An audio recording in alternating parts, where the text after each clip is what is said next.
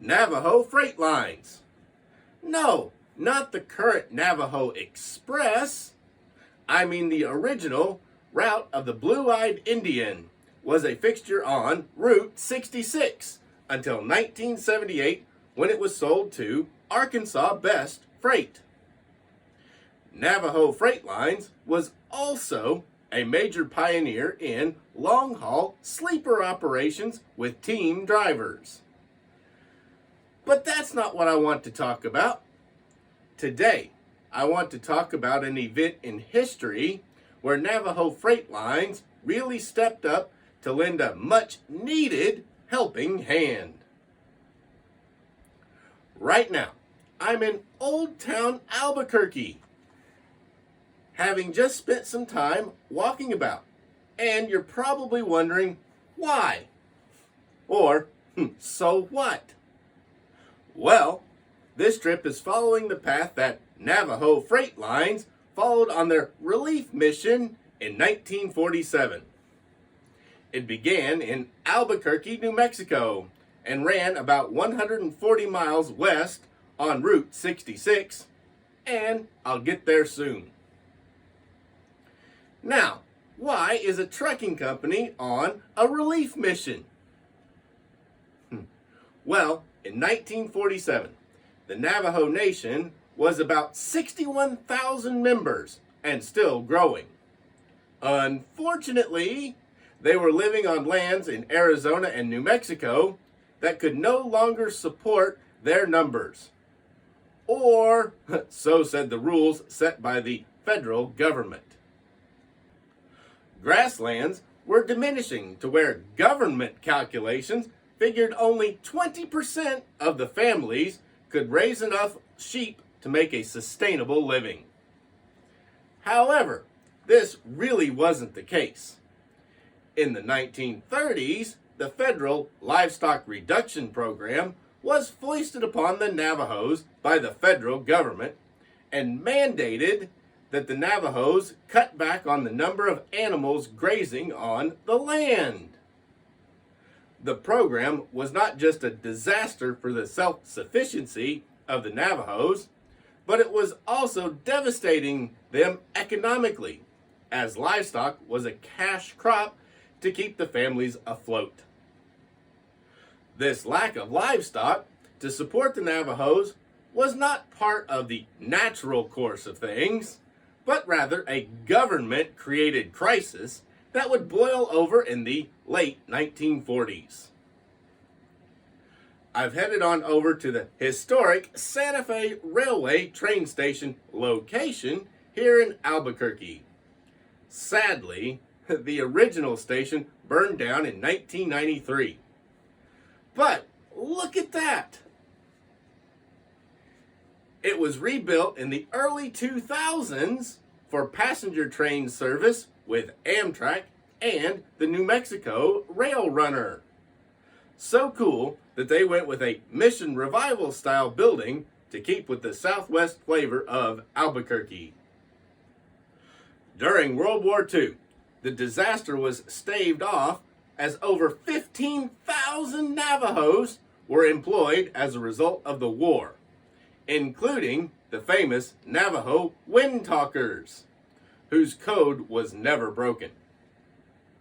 After the war, most of the Navajos went back to the reservation, and by this time, there was nothing there thanks to the policymakers who thought they were doing the right thing to save the land from overgrazing.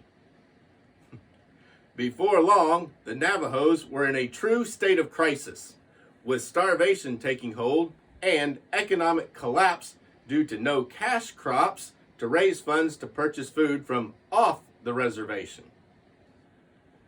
See the Welcome to Gallup sign?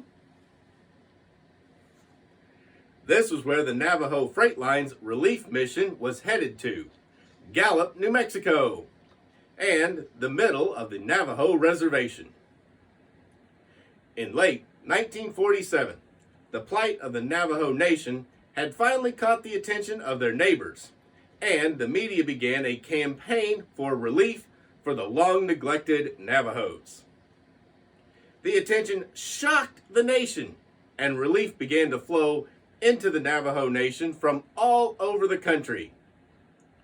The Navajo Trail Relief Caravan Association gathered up food and clothing in California. This relief caravan filled 7 truckloads of much-needed supplies, which began in Pasadena, California, and headed east. Not to be left out of helping the peoples whose name was on the truck doors, in December of 1947, Navajo Freight Lines gathered up supplies and created the Navajo Brotherhood Caravan, also known as the Mile of Trucks, in Albuquerque. To further help out with the relief efforts, a photographer and writer from Life magazine rode along with the caravan to document the event and garner more support from the rest of the country. Navajo Freight Lines ran these supplies to Gallup, New Mexico, where the Navajos were given the relief for their reservation. My last stop on this trip is at Hubble Trading Post, now a National Historic Site owned by the National Park Service and operated by the Western National Parks Association. It is still an active trading post with shop and cultural center to learn about the ways of the Navajo people. It is also in the Navajo Reservation. As a result of the national media attention to the crisis in the Navajo Nation, not just relief came to the Navajos, real, long overdue policy changes came too. Research determined that the Navajo livestock were not the primary cause of the problems with the land. So, the federal policy on the land needed to be changed along with other policies. These federal policies affected every aspect of Navajo life, but the Navajos had no right to vote for the policymakers.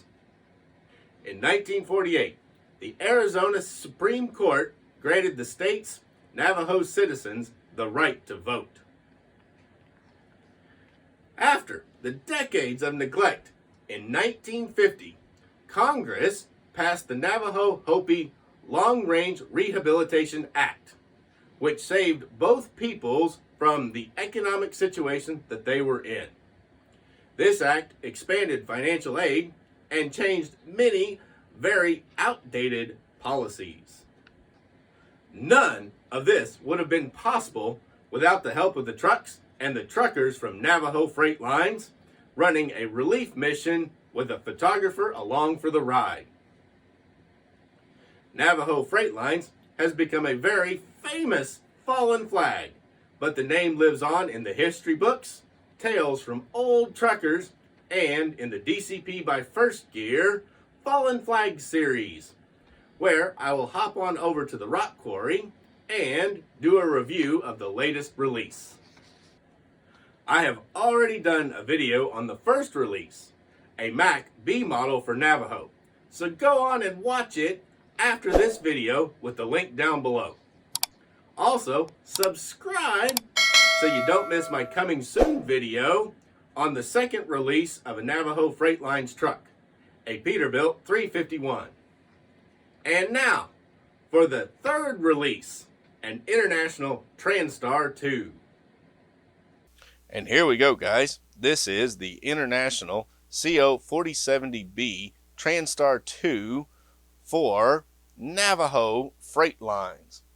This is in the lighter blue paint scheme, which was a little later for them, matching the era of the truck.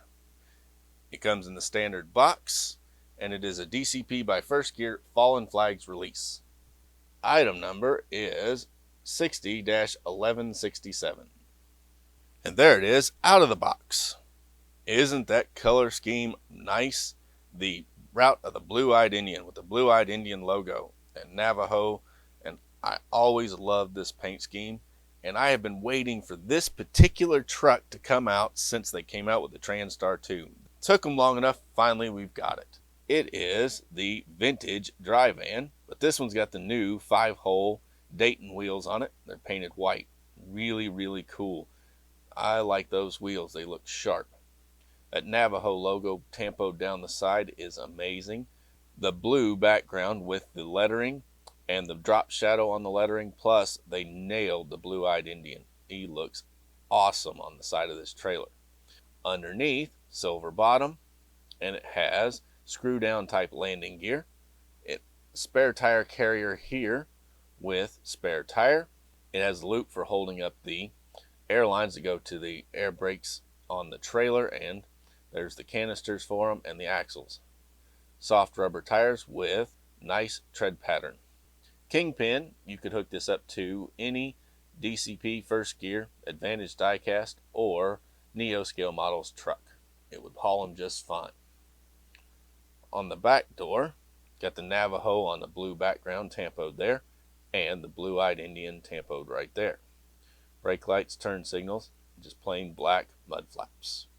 Doors do open on this trailer, and they reveal a very nice vintage interior, wood floors and wood walls. Also, there's the 3 roof clearance lights there. So, you've got everything you need. Passenger side looks just like the driver's side. Round on the front, it has the Navajo logo tampoed up top, and then 2 roof clearance lights, place where the airlines would hook up. But this trailer has no trailer number. DCP knocked it out of the park when they came out with this CO-4070-B Transtar II. It's got white painted wheels, the new 5-hole Bud style wheels. Nice vintage wheel for this truck, finally. It has battery box, it has the step there, and fuel tanks. Minimal chrome on this truck. It has chrome here on the deck plate, chrome on that step plate, chrome air horns, and chrome mirrors. Also, turned around to the front, the bezels for the individual jewel style headlights are chrome plated, and then the individual jewels are implied. Bumper is blue with white painted on the tips for visibility. Truck numbers here, 2585 on both sides. International logo above the grill, which is just painted silver. Wire loops here for your grab bars to pull up so you can wash your windows. Interior is gray, black seats, black steering wheel. And then it has hard plastic windows with gaskets tampoed around and a big bar tampoed in black. Roof visor here is painted in the body match color. Up top, you've got air horns that are chrome. Then your roof lights are molded into the cab, tampoed silver and yellow for amber lenses. Over on this side, you can see the high mount air intake. So it takes air above the cab, comes down, and then it has black on these 2 little turns. The rest of it's painted silver. There's your air filter, step and a step to get in. And then it has the vent doors here that are tampoed in silver on both sides. Plus it's got Navajo. It has where it's from, Albuquerque, New Mexico, and all of its numbers tampoed straight down the side. Really, really sharp the way they did that. Then it's got Transtar II tampoed there. Marker light. Turn signal is here, and that is an individual piece, jewel style, that's put in. And it's painted in a Tamiya clear yellow, or clear orange, so that it looks like it is an actual amber lens. And you can sort of see through it. Moving around to the back, you have your brake lights, which are tampoed in red. Just plain black mud flaps, DOT striping. Really wouldn't have had DOT striping in this era, but it's okay. Quarter fenders here just painted black. Air lines and electric lines are tampoed there. And then you can see the silver exhaust, muffler, and tailpipe going up, and the brackets that mount it in place. Be nice if we ever got a twin stack edition, but they never made a twin stack for this. Just the single stack with the air cleaner. Going underneath, air brake canisters, rear differentials, drive shafts, all the important parts that you'd expect. Working suspension, nice soft rubber tires with tread pattern. Steering is positionable, not true steering, it's positional. It just clicks in place. There you can see the air filter. There's air tanks and fuel tanks. Bottom of the engine detail and bottom of the transmission. Really nice job they did on this. One of my favorite toolings they ever came out with. And it took them long enough to finally make the truck that I had been waiting for since this cab came out. Navajo Freight Lines.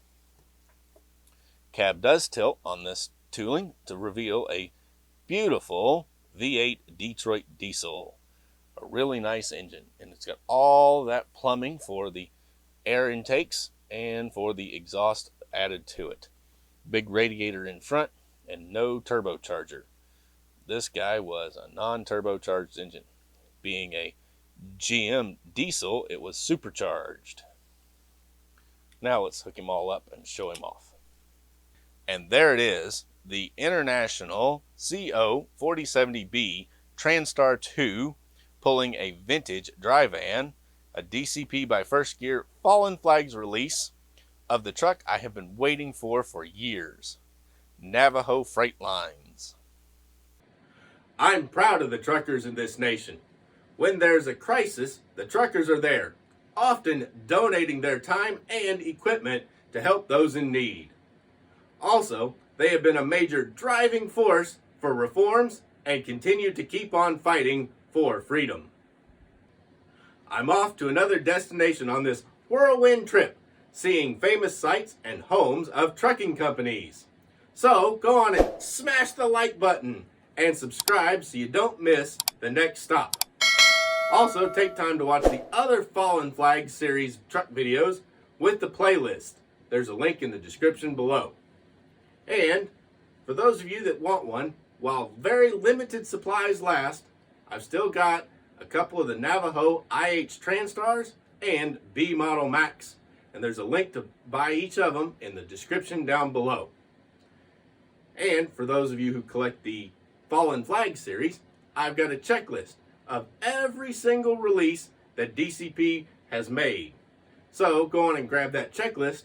It's totally free with the link down below. I'm Logan, the 64th Gear Jammer Skeele, and I'll be back soon.